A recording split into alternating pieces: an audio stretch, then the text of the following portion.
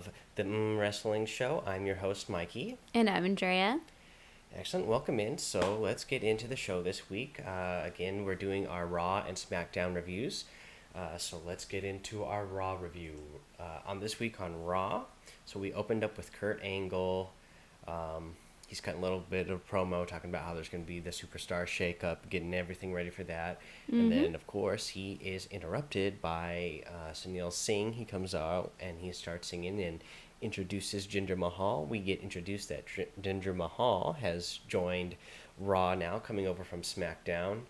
And then he starts complaining to Kurt Angle that he's better than everybody, and he demands the same sort of respect that Brock Lesnar gets because he was picked up in a Hummer or something, but he usually gets a limo or whatever it was that he was complaining about. He wanted to be treated like a star because he's a star, and yeah. What do you think about Jinder Mahal coming over to Raw? I think it'll be exciting. I think, I don't know. This is my first ever shakeup, so it'll be interesting to see how all these wrestlers do. Yeah, it's just, the shakeup is more just about getting guys from one show to the other, kind of mixing them up. I mean, because overall, it's WWE, so it's not really real. So the point is, they mix the superstars around some more so that they can get some more fresh storylines. That way they're not just feuding with the same guys that they have been for the past year. They get a chance to get some new storylines with some other guys and get some new feuds. Which we started out with right away here because Jinder Mahal is talking a bunch of trash. So Kurt Angle gets annoyed and says, okay, well, you're going to defend the U.S. title right now. And Jeff Hardy music hits, and so we get the return of Jeff Hardy on Raw. Everybody's going wild, and then we get a match here between Jeff Hardy and Jinder Mahal. There was a big pop for Jeff Hardy when he came out to the ring. Obviously, Jinder was getting a lot of heat, and I think it was like real heat. It wasn't like fans were booing him because they don't like him. It was like they were booing him because he's the bad guy. Is kind of the feel I got. Let's see here. Well, of course he's a bad guy. Yeah. So, that makes sense. Yeah, but sometimes, people boo Roman Reigns because, they just don't like him or for whatever reason. Jinder Mahal has also had that kind of problem in the past. People were booing him because they didn't think he was very good. Oh. But I think, people, he's a lot better than he used to be. So I think people actually boo him now because they're supposed to boo his character being a bad guy, not because they don't think he's a good wrestler. Oh, okay. That type of deal. But yeah, so Jeff Hardy ended up getting the win here. So Jeff Hardy gets the U.S. title, and he's now a Grand Slam champion, holding all the major titles that there are in the WWE.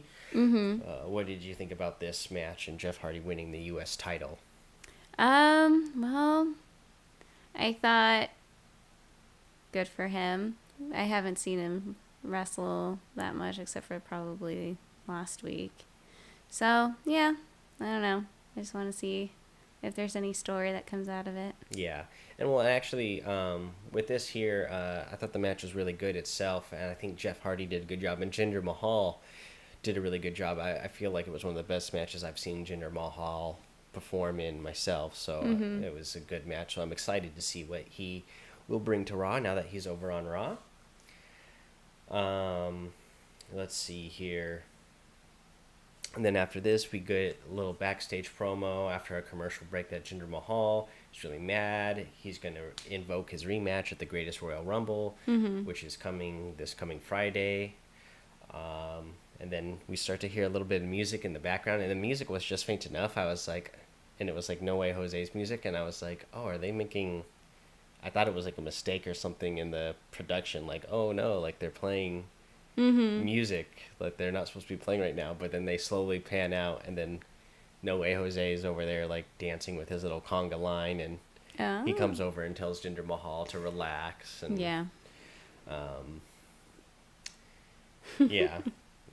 that's what we got there. I still don't know what we're going to see from No Way Jose. he's not somebody that I'm super excited about or anything. So Yeah.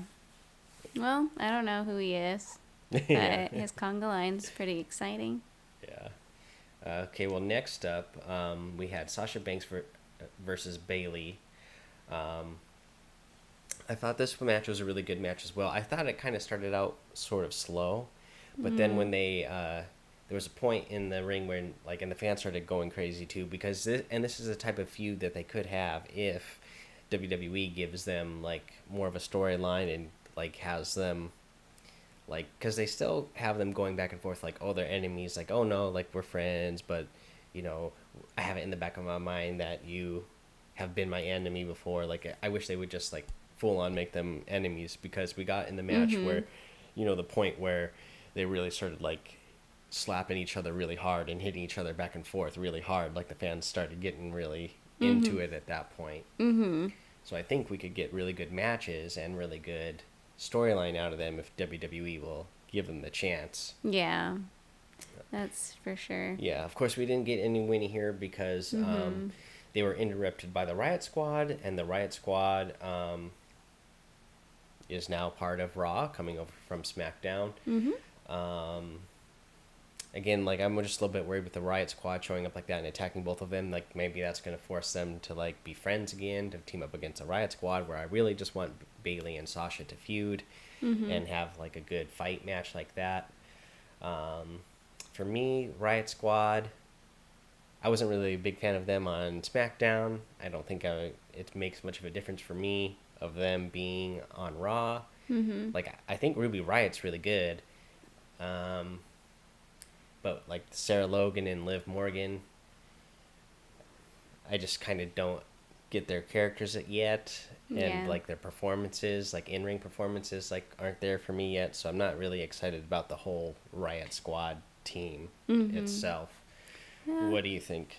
I want to say I don't care. I mean, I don't know what's happening at this point, so I'm just watching it to wait to see, like, what happens, pretty much. But Sasha Banks and Bailey, yeah, I want to see them duke it out, but, you know, if they become friends, that's part of a dramatic sketch too, so whatever happens. Yeah. Well, I'm just afraid because, like, I think they can have really good matches against each other, and then for teaming up with each other to go against the Riot Squad, where I don't think all of the Riot Squad is as good as performers as they are, that we won't get as good as, you know, like, as exciting matches to watch if it was actually just Bailey and Sasha feuding one-on-one.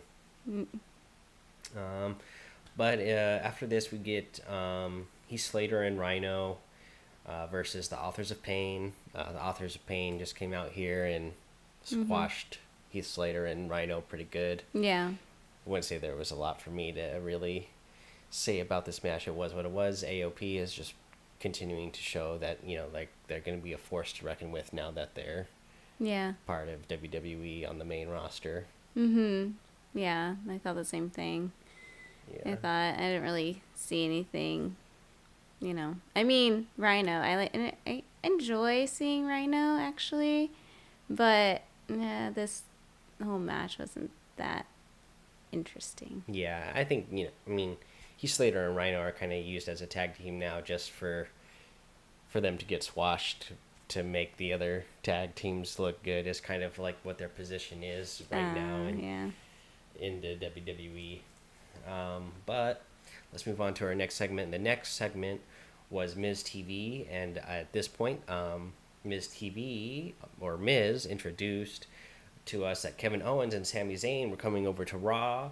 Of course, you know, like, Miz starts talking like he does, and he's saying, like, oh, that the five of them, like Miz, Taraj, and Kevin and Sami all teamed up together would be better than NWO or the Dream Team or the Avengers. And then Kurt Angle came out, and he's like, you know, he's you know, he's all upset that Sami and Kevin are there, because he's like, well, you know, you guys had a match and either you won, you're not hired.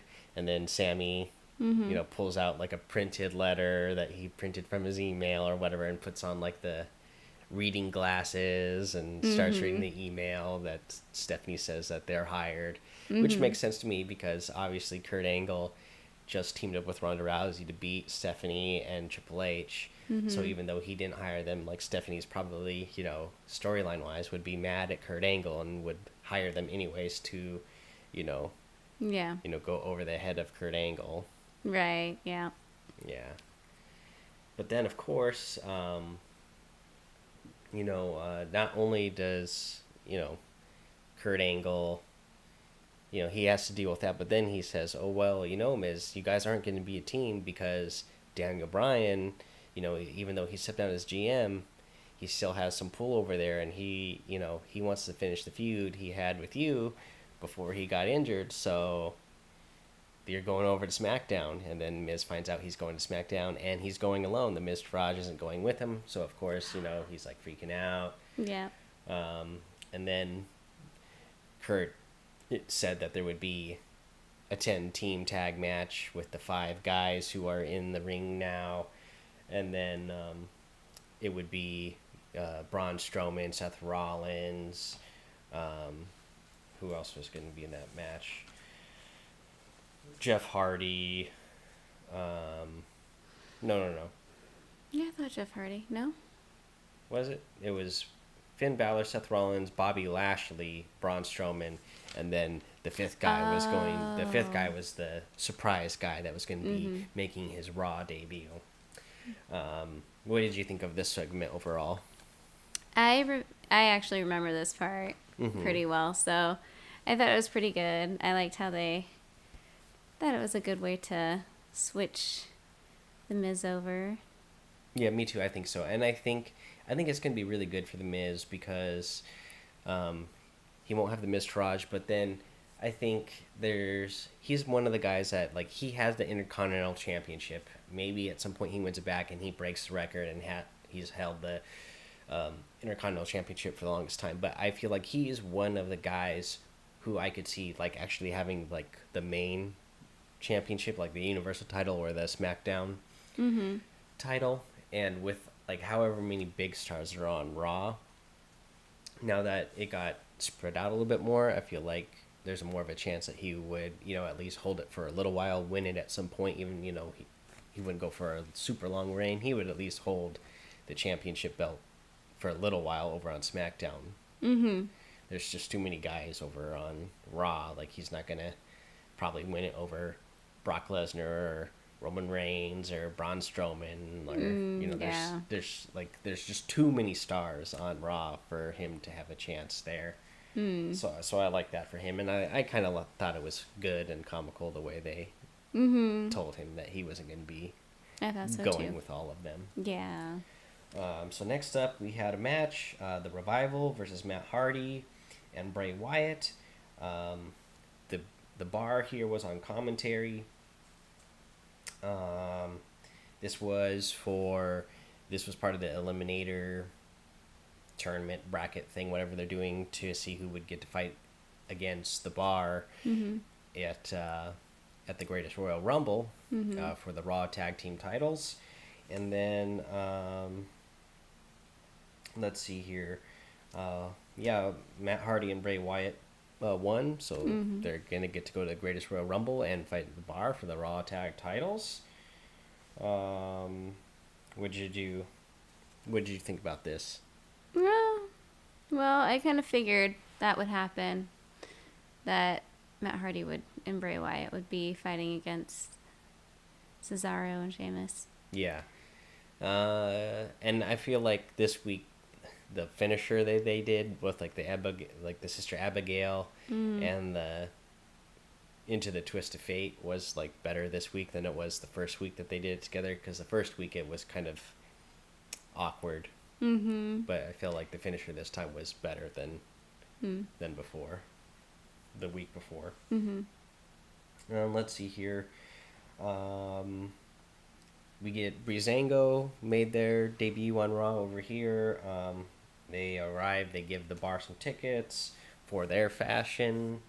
Next up, we had a little segment showing Ronda talking to Kurt backstage, and then that introduced us to Natalya.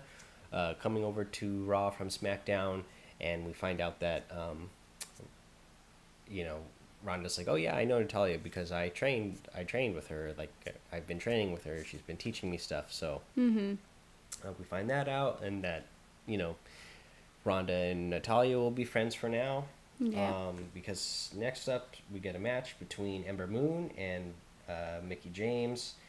Nia Jax came out to be on commentary. Alexa Bliss was also supposed to show up, but instead she has like a little video package saying that she's not coming because Nia is the real bully or whatever. Yeah. Yeah. So, and I think the match itself between Ember Moon and Mickie James is a really good match. I like, again, Ember Moon's finisher, her eclipse off the top rope. It's like a, you know, her little flip that she does, and it turns into like a Stone Cold Stunner basically. Is a really, that's one of the best looking finisher moves in the WWE right now to me. And Mickie James did a really good job selling it this week when Ember Moon did on her, because she flopped like 5 feet in the air or something after Ember Moon did it to her. So yeah, I remember that too. Yeah. So definitely memorable. Yeah. So they haven't really put Ember Moon in a real storyline yet, but 2 weeks in a row she's had really good performance, and that's why I really liked her down in NXT, because she's really good performing in the ring. So I'm looking forward to what she'll bring to the main roster for the women. Yeah. Next up, what did we get? We got Kevin and Sammy. They're complaining to Kurt, and then Miz wants to know.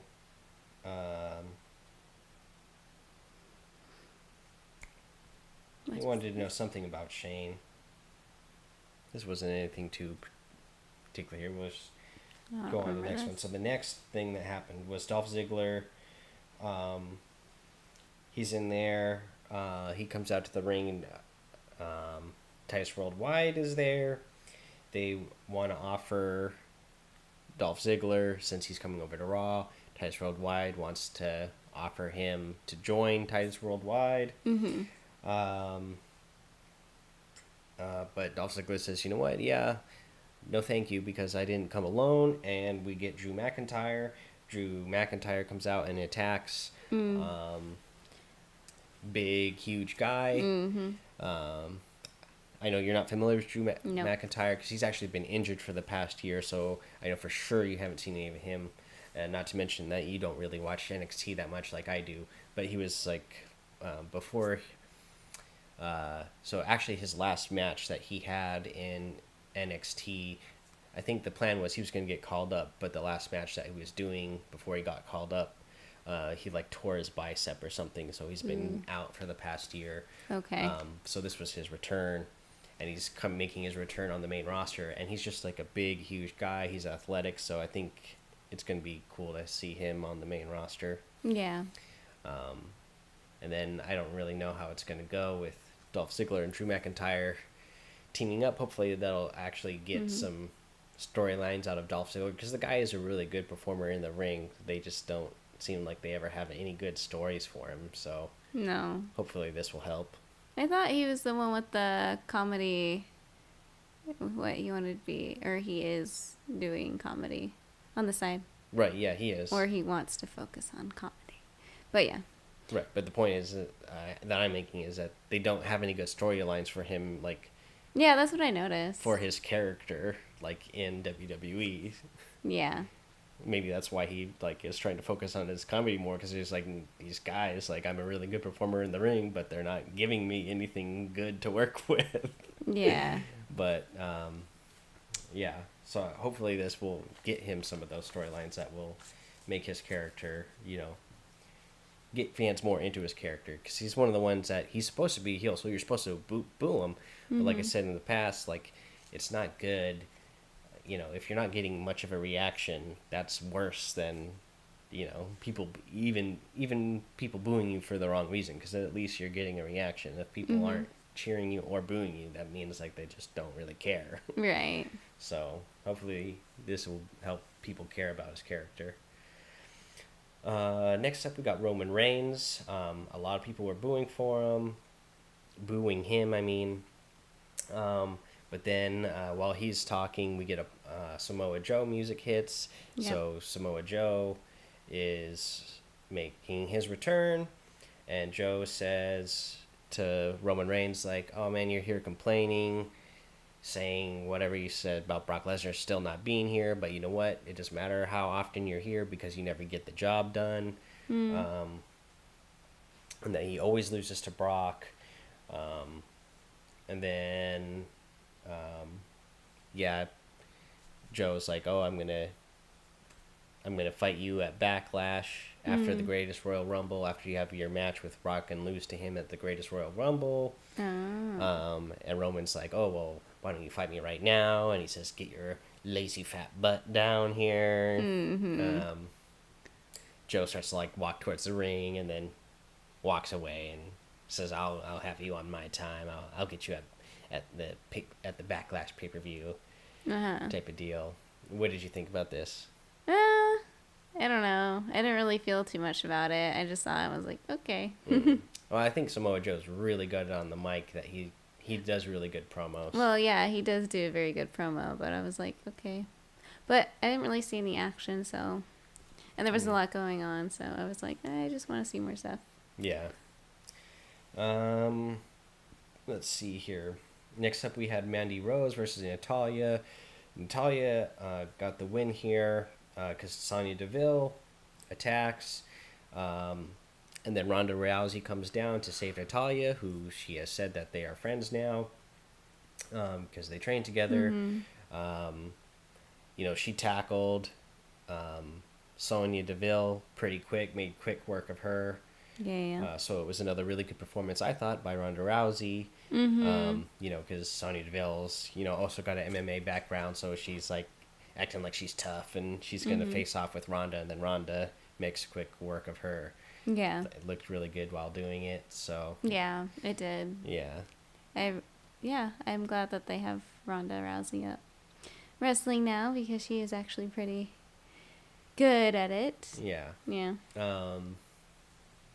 What do you think about Ronda and Natalya teaming up and being friends now in the future? I mean, it seems like maybe, this is a sort of thing that they normally do when they're going to have, people tag team together. So maybe we'll see Natalya and Ronda tag for a while. Yeah. As like tag teams? Yeah, like a tag team partners. Like, what do you think about that? Was that something you'd be interested in seeing? I guess, yeah. Yeah. Because the way I could see the storyline going, because Natalya's normally a heel. Yeah. So I could see this being a turn where, Natalya's, because she's been around for a long time, like she's like, "Oh, well, I trained you, so you're not really as good as me." And, like, I'm the real star here, This wouldn't happen right away, but this could be like months down the line after them being teammates, and then you really get at one of the pay-per-views, Natalya, they break up somehow, and then Natalya and Ronda Rousey have a big match, single one-on-one match together at one of the pay-per-views later on. Yeah, it could happen. Anything could happen, honey. You're right. Anything could happen. Anything could happen. That's true. Next up, we got a little video promo of Baron Corbin coming to Raw. Yeah, I don't know how I feel about this. I don't really care that much. I just hope that Baron Corbin changes his look, because I think that will go a long way of people, like, caring about his character. I mean, like you said, like, he's got dumb pants. Like I'm talking about all the time, he's got really bad hair. Like, he needs to cut his hair. He needs to change his costume, because it all looks bad. Like, yeah. Because I've seen a couple matches now where, like, I'm like, oh, okay, I get it. Like, he is I get why Vince McMahon likes him so much and wants to push him, like, to be one of the top guys, because he's actually really athletic. Like, he can perform, pretty good for a big guy. Like, some of the moves that he does, but he just looks so bad that I don't care. He's just dorky. Yeah. It's okay. I mean, I wonder if this will make it more interesting that he's coming to Raw. Yeah, I mean, there's potentially more matches that he can have because it seems like there's a lot of big guys on Raw now. Like Brock Lesnar's there, Roman Reigns, Baron Corbin now, Drew McIntyre now. So there's a lot of really big guys who can, have matches against each other, big strong men against each other. But yeah, then next we got a match between Breezango and The Bar. Breezango ended up winning here. I was really excited to see that because, Breezango's new to Raw. And I feel like I really like the characters of Fandango and Tyler Breeze. And so I'd like to see them get some more time on TV. They were on SmackDown before, and that's only a 2-hour show versus Raw being a 3-hour show, so there's a lot more TV time to spread around, so hopefully we'll get a little bit more from them than we did on SmackDown. Yeah. Yeah, that's for sure. Yeah, because I'd like to see them, too. They make me laugh. Yeah, I was going to say, I like the comedy aspect of their characters, so I'd like to see more of them. Next up, we got Elias. He's backstage, and he's like... says he's decided not to play tonight because he only likes to show up and play for big shows. And, Hartford, Connecticut is a rinky-dink town, so he's not going to play for them live in front of everybody. But then he plays for Renee Young, and Renee Young's like, oh, okay, guys, cut. Like, back to you guys kind of thing. Like, I thought it was good. I like Elias. I think he's just, like, his star just keeps getting bigger and bigger to me. Yeah, I think so, too. Yeah. I mean, I like him. But do I walk with Elias? I walk with Elias. That's what WWE stands for. I do like him, though. Yeah. Yeah. Let's see here. And then we had our last match of the night. The main event was Miztourage and Kevin Owens and Sami Zayn versus Finn Balor, Seth Rollins, Bobby Lashley, Braun Strowman, and then our big surprise coming over to Raw was Bobby Roode. What did you think about that? Well, I don't know what's going to happen with Bobby Roode. Yeah. He wasn't doing so much. I mean, when at the beginning he was doing, like, he was getting a lot of cheers and whatnot but now it just seems like that died down, and I don't know. I hope that they can make him more interesting. Yeah, that's exactly how I feel. Actually, when they revealed that it was Bobby Roode coming over to Raw, I was like, oh. I like Bobby Roode. He's a really good performer and whatnot, but they haven't done anything story-wise with him in quite a while. Over on SmackDown, I still like the music. I like the entrance. I just don't, care too much for his character right now. They haven't had anything good going for him, so when they revealed that it was Bobby Roode was the guy coming over, I was like, oh. The way they were setting this up, I thought it was going to be somebody bigger. Right. Not physically bigger, but just a bigger of a star than what he is right now. Yeah. But that's what we got. Obviously, we still had a big pop for Braun Strowman and Seth Rollins coming out.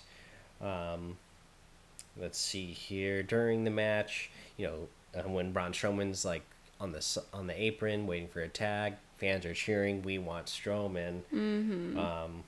There was a big pop for Bobby Lashley once he got in the ring and started performing. I think he looks really good now that he's back in WWE after 10 years. Obviously, there was a big pop for Braun Strowman once he got tagged in. And then the Miztourage abandoned Miz because they're not going to be with the Miz anymore. Yeah. So he tries to go tag them in, and they kind of jump off the apron. They're like, "Oh, you're on your own now," and then he gets killed. Yeah.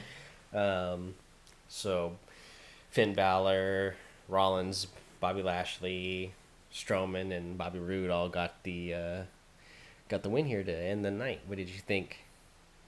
I thought it was good. Yeah, the match overall was the typical thing I would guess you would see on 5 versus 5. There's so much going on that everybody gets a little bit of a high spot, but not super memorable. And like I said, it was just the way they set up the whole reveal of who was the last final person that they were announcing to come over to Raw was a little bit like, oh, okay. Not, like I said, not that I'm not a fan of Bobby Roode. It just was not the big, exciting announcement. I thought, like, oh, maybe they were announcing, Oh. like, I don't know who I thought maybe would be coming over, but somebody Yeah. else, or maybe not even, because they didn't necessarily say that it was going to be, part of the shakeup.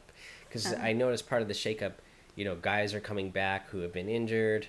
Mm-hmm. There's people that they are announcing on the night who are being called up from NXT. It wasn't just like the shakeup of people going back and forth from Raw and SmackDown. There was other things as well. So I thought, oh, maybe like this is how they're going to announce some other big WWE star that's been gone for a while. Like he's going to make his return here or something. And then No. it was Bobby Roode. I don't know. Maybe some people are super excited about that. Yeah.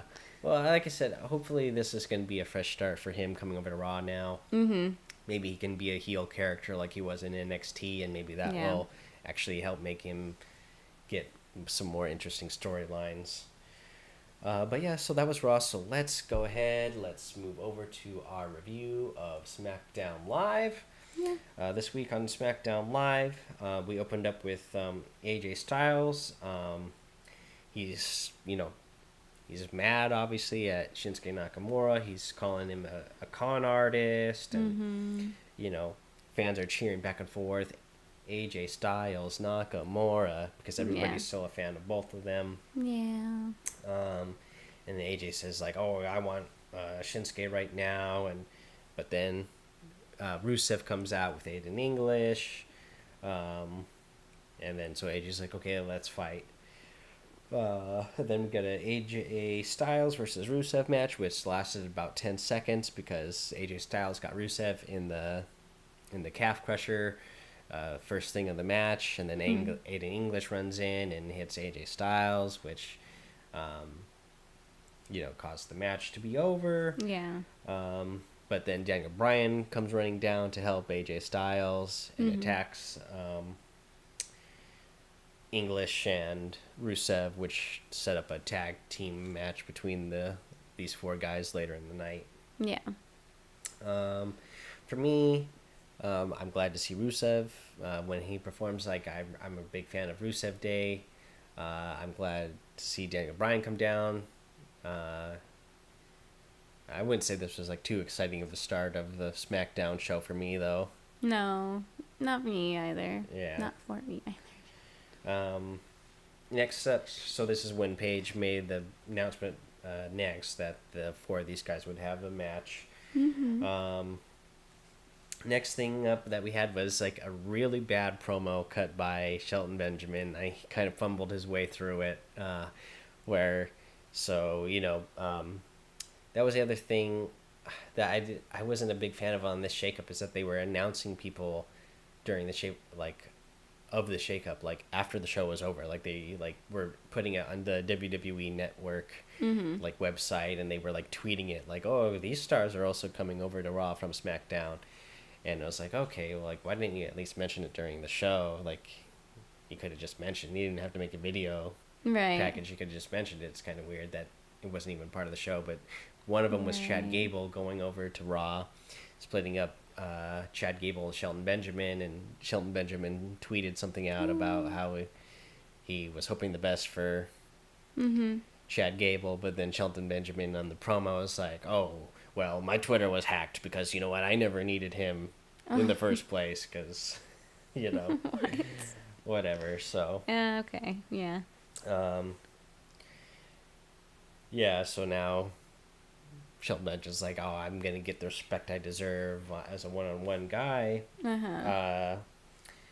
So he wants to have a match. Randy Orton starts walking down. And then, boom, Jeff Hardy music hits, and Jeff Hardy comes down to fight with Shelton Benjamin. So I thought that was kind of weird that Jeff Hardy just beat Jinder Mahal the night before for coming over to Raw, but then Jeff Hardy moves over to SmackDown anyway. I guess they want to keep the titles kind of even on both shows, so Jeff Hardy gets sent over to SmackDown. Jeff Hardy and Shelton Benjamin have a match. I thought it was a pretty good match. They're both good performers, especially Jeff Hardy, for a guy who's like 40 now or 41 or however old he is. Like, he's still really good at performing and doing all those yeah, he is. doing those high flying moves he I does. wonder why. So yeah, Jeff Hardy ended up getting the win here. Uh-huh. What did you think of this match? I thought it was good. I like seeing Jeff Hardy. Yeah. He does make it more interesting. Yeah. Just his type of style too, and Yeah. the way he jumps and All those high flying moves. yeah, that's what they're called. Yeah. Next up, we got a little promo. Miz is like standing in front of a wall that looks like he might be backstage or something, but then he reveals that he's actually at his house and he's not at the SmackDown show, so he's not gonna be fighting against Daniel Bryan that night, but he will show up next week. And he's still upset with Daniel Bryan. He even cusses in front of his baby, and Maurice gets mad at him and Yeah. whatnot. So I thought it was good. Like I said, I'm just a big fan of Miz. I think he's going to do really well on SmackDown. Yeah. Overall, the shakeup, I think SmackDown did really well. Because the last year there weren't as many stars on SmackDown, but I feel like the talent got spread out a lot more even now. So SmackDown should have some good storylines going on for the next year. Yeah. I hope so. Let's see here. Next up, we had a singles match of Jey Uso versus Luke Harper. Luke Harper squashed Jey pretty quick and got the win. And then the Usos kind of go for those hammers, but the Bludgeon Brothers get them. They look like they're going to smash them. And then Naomi comes running down the ramp, and she's like screaming, like, no! The top of her lungs. Yeah, it's like she's screaming at the top of her lungs. And I thought it sounded really corny. And she comes down there and she's like asking, she's like begging for mercy or whatever. And the Bludgeon Brothers do, though. They do show mercy and they just walk away instead of killing them. So yeah. Well, I heard a lot of people booing because of that. Yeah. But, Yeah, so I don't know what the storyline is going to go on from here. Obviously, I don't know either. Obviously, the Bludgeon Brothers are going to keep feuding with the Usos, but bringing Naomi into it, I think it's going to be an interesting storyline. However they play this out, and the Bludgeon Brothers, showing some mercy. I don't know what that's going to do for their characters. Yeah, well, I guess we'll see. Yeah, like I said, I thought it was a little corny, but... It was. Well, all of it's corny, honey. Yeah. But, I mean, this was extra corny. Extra corny, yeah. too. Next up, we had a match with Sin Cara, and who's his opponent going to be? It's Samoa Joe. He was just, recently made his return, showing up on Raw, and now he's on SmackDown the next night, and, we know he's going to be fighting Roman Reigns at Backlash, but... now he's on SmackDown, so that match I feel like doesn't really mean too much other than the fact that the two good performers are going to be fighting against each other. But I think that's another one of the really good gets for SmackDown is Samoa Joe coming over, because he's another guy who's not only he's a good in-ring performer, but he does really good promos. He's a good actor, so I think that's going to help SmackDown a lot. Yeah, I think so too. Yeah. So Samoa Joe got the win here, of course. Let's see here. Yeah, so then next up,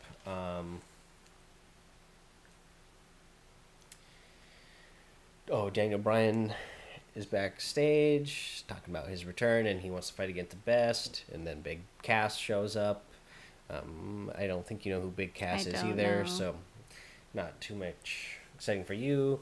We get the next up thing that we got was the Celebration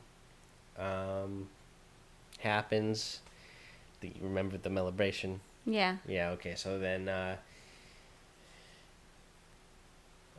Carmella says that she beat Charlotte on her own, and that her moment's the biggest in women's history in wrestling. Yeah, go ahead. She shows a video package of how she won. She got the Money in the Bank, won the women's title. She's talking about how smart it is, the way she did it all on her own. Of course, the Money in the Bank footage doesn't show James Ellsworth helping her out at all. And then the video package just shows her doing the super kick on Charlotte and pinning Charlotte and getting the win there. It doesn't show the fact that Charlotte got beat up by the Iconics moments before that happened. So Charlotte comes out and Charlotte interrupts Carmella, and she's like, "Oh, I want the title." But then the Iconics interrupt again, and they're like making fun of Charlotte, and calling her a crybaby and whatnot. And, same stuff, yep. yeah, they're saying that they're the future, and I think they attacked. So actually, Becky Lynch came out to back up Charlotte. So then we kind of like they started attacking Charlotte. It goes to a commercial break, but then when we come back to from the commercial break, we're actually having a match between Charlotte one-on-one with Billie Kay. Charlotte got the win here. I didn't think the match was anything too great or anything. No, you didn't think so either? Okay. Then, obviously, we get the Iconics and Carmella. They start attacking Charlotte and Becky Lynch. But then Asuka came down, and so that was our next big thing, was Asuka's coming over to SmackDown. Yep, that was exciting to see. Yeah. And Asuka, Becky Lynch, and Charlotte. Yeah, so Asuka comes down and saves the day. It's one I still don't get, though. I'm even more baffled about Asuka losing at WrestleMania. Now she'd come over to SmackDown And teams up with Charlotte. You would think, because her streak was such a big storyline for like almost 3 years, that they would not have them be teammates right away. Maybe like Asuka would be more upset that she lost her streak and didn't win the championship. Like, she just has so much more respect for Charlotte. Yeah, that she now wants to team up with her. Yeah, this is one of the things where, like I said, at WrestleMania, like, this was one of the ones I was most upset about. Like, like the match and stuff. Like, I couldn't believe that Asuka lost, and I thought, okay, well, at least her first loss, it came at WrestleMania. It comes against Charlotte, like one of the best women performing in wrestling right now. Although she did beat her at the tag team match. Asuka won the tag team match. Yeah. Right. But I'm saying Asuka's first loss is at WrestleMania. Yeah, I know. Against Charlotte. So at least it's not against somebody else. But my whole point is that if Asuka was going to lose and not win the championship after all this, that I was hoping at least, okay, well, that means I'll start giving her better storylines. And if this is what's happening, like, this is the kind of thing in the long term where I'm like, okay, well, maybe the writers don't know what they're doing. Like, I kind of had some faith in them for a little bit. Okay, they know what they're doing. Like, they wrote the loss for her on the biggest stage against the, biggest star in wrestling right now on the women's side. So it'll all work out, and they can give Asuka some real storylines. But if this is what they're giving her, I'm like, okay, wow, like, they made a big mistake at WrestleMania. Like, they don't know what they're doing. They don't know how to write. Like, what are they doing here? There's a possibility that they hired in more people, or... No, that's not, no. No? No. How's that not possible? Because you can look up to see who the writers are. Same writers? Yes, it's the same writers. They just don't know what they're doing. Or maybe they do, and you just don't like where it's going. Okay, anyways, let's move on to what's actually happening in real life now. So in real life, they're messing up Asuka, is what's happening in real life. So I don't like what they're doing. Like, I like Asuka coming over to SmackDown, but I don't like what they're doing with Asuka. It's not a good story. Oh. It's not believable for me. Yeah, I like Asuka. I mean, like, she was a powerful character, and I hate that they tarnished that. Yeah. And to me, like I said, if it's for no reason, then that's what I don't get. Like, if they're not going to give her another storyline right away, that, she doesn't, like, you would think she'd be more upset about the fact that she lost her streak, but they're not making that part of the storyline at all right now. No. You need more drama. Yeah, so let's see here. Then next up, we got a couple of announcements. We got a little video package that Sanity was going to be coming. Called up from NXT to SmackDown. They're being called up without Nikki Cross, and I saw that a lot of people were really upset about that, and they're like, "Oh, why didn't they call up the girl?" Da da da da.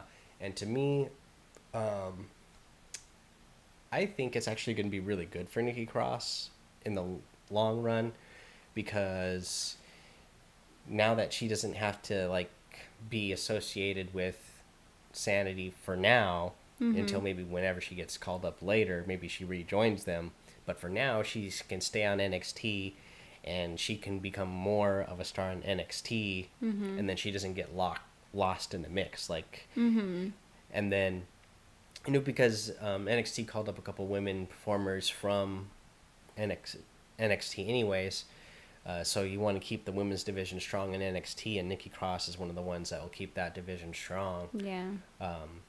So I'm not upset that she didn't get called up. I think it's going to work out better for her. Okay. Yeah. And then we got a little video package as well, that Andrade Cien Almas is being called up and going to SmackDown with Zelina Vega. That one I'm really excited about because Andrade is a really good in-ring performer, and Zelina Vega is really good on the mic. She cuts really good promos. So I think that's going to be really good. I think Andrade is going to be a big star. Andrade and Zelina are both going to be really big stars on SmackDown. Yeah, I think so too. Yeah. So yeah, we got those. Again, this is another thing with this whole shakeup that I don't really like. They're doing some of these like shakeups and call ups at the same time. I wish they would do just the shakeups. These people switching sides this week, and maybe they could have saved like the call ups for next week. Like, oh, we just had the shakeup, and guess what now? Like, we just had the shakeup last week, but guess what we're getting this week? We're getting the call-ups, and actually have these performers like show up on the show live, because the video packages don't really make it that exciting for me. Like, I think if like Zelina Vega would have if all of a sudden Andrade's music would have just randomly hit and the fans weren't expecting it. Oh yeah. And then Zelina comes out like on the mic and is like, "Oh, guess what? Andrade's here, and we're here to take over SmackDown." Like, I think that would have been a lot better than the little video package we got. I think so too. Yeah. That definitely would have been more exciting and more, get more of a rise out of the crowd rather than just seeing a video. Yeah, so come on, WWE writers, get with it. You don't know what you're doing with Asuka, and you're messing up all these call-ups, so get on it. You're making me upset, especially with Asuka. Okay, let's get to the last thing that we had on... Yeah. Let's get the last thing that we had on SmackDown. Get to the end of our show here. So, the end of the show, we got our match of AJ Styles and Daniel Bryan versus Rusev and English. What we ended up here was they're having, a decent match, and then they're zoomed in on Daniel Bryan there, and then they start to pan out, and then we see Shinsuke Nakamura sneaks up from behind on AJ Styles and gives him another low blow. Another one. Yeah. My goodness. Yes, and then Big Cass comes running in to the side and gives a big boot right to Daniel Bryan's face as well. Yeah. So. Yeah. That looked like that hurt. Yeah. Yeah, what did you think about this? Pretty much, that's what I thought. I thought it was entertaining, and I thought, I can't remember. I can't remember what happened in most of it. Yeah. Unfortunately. Well, you don't have to really remember the match, but what did you think of the outcome itself? The outcome? Yeah, obviously Shinsuke is still, feuding with AJ, but now nobody won this one too, right? Or did somebody win? Well, I guess technically you would say that, you could say that Styles and Bryan won because they were interfered with. Technically, that would be. Yeah, but yeah. Technically, they would be, Aiden and Rusev would be disqualified because other people attacked the match, but it doesn't really matter. No.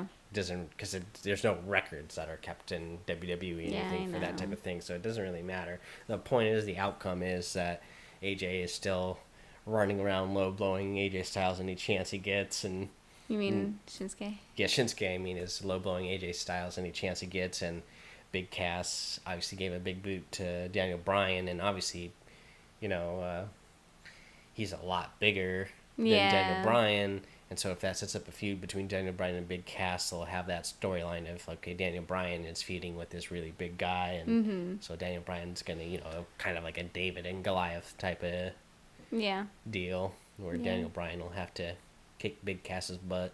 Yeah, that'll be fun to see. Yeah, because Daniel Bryan's not short, but he's just a lot.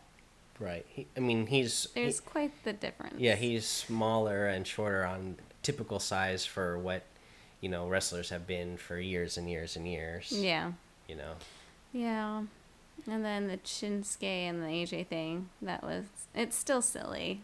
I'm just waiting to see more between them. Yeah. Happen, other than him armbarring. Whatever. Yeah. It's called a low blow. I don't. When you say that he's arming him in the crotch, it doesn't sound good. Just say it's a low blow. That's what you say when somebody... low blow, arming. Yeah. Bicep to crotch. Yeah.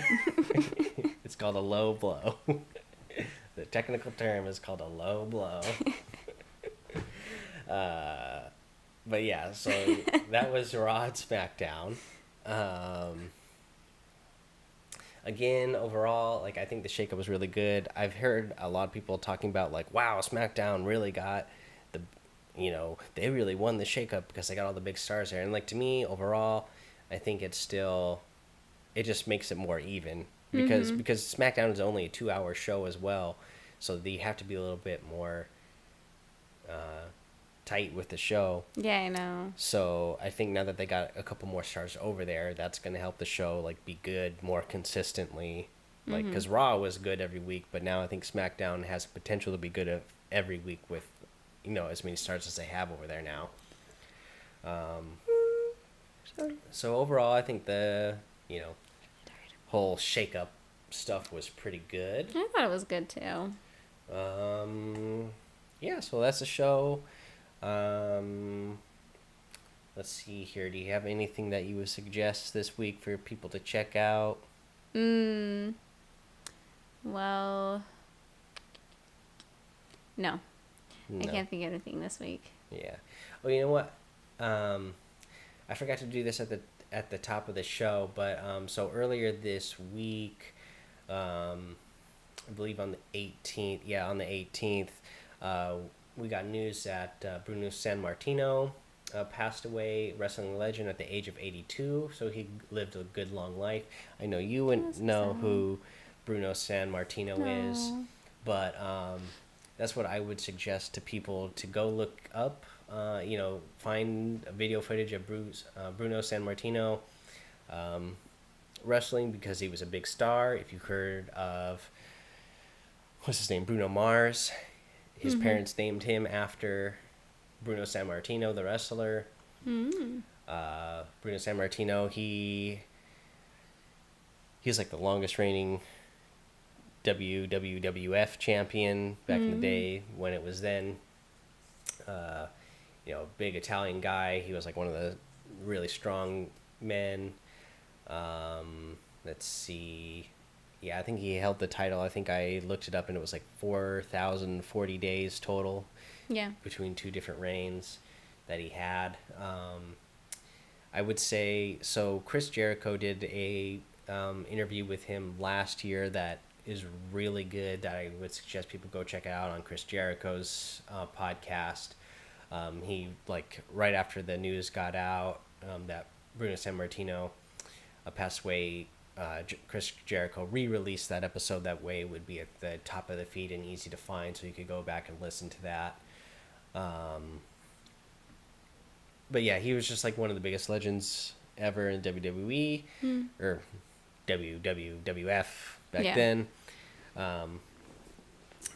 there's a lot of stuff you could read about him online, and podcasts that you can go listen to. So I suggest go checking all that out. Yeah. Yeah. So that's the show for the week. Thank you for tuning in. Check it out. I'll be back at some point with my review of NXT and 205 Live for this week. And then maybe some sort of news update as well. But yeah, that's it. All right. Thanks for watching the show. Yeah, thanks for watching. Bye.